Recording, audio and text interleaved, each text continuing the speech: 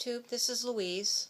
Today I'm going to talk to you about how you can treat your clothing with permethrin to make them tick, mosquito, and blackfly repellent. Now, I'm in Canada, in Ontario specifically, and we cannot buy the products that are available in the US to treat clothing.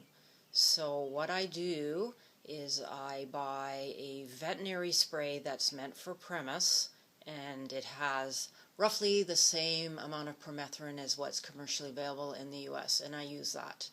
Now I want to stress that permethrin, when it's sprayed on your clothing and dry, is very safe.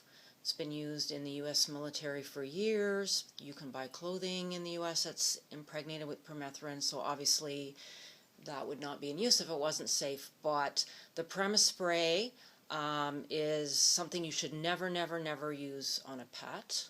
So even though this is flea spray available through veterinarians, it is not to be used on a pet, and it is not to be used around cats. It's extremely toxic to cats. I can't stress that enough.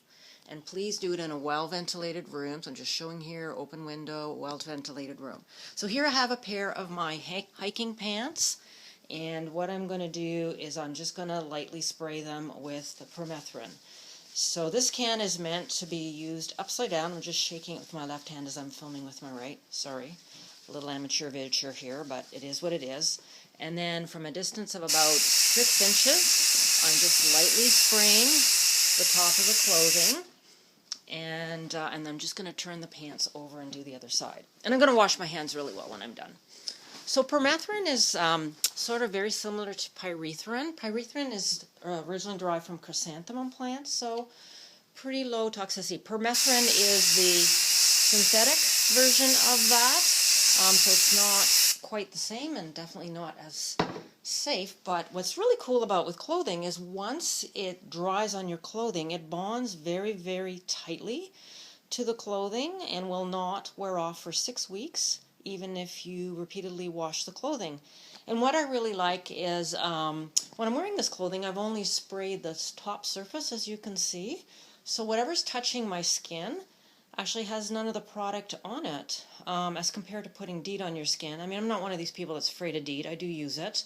Grew up in northern Ontario where bugs were really bad.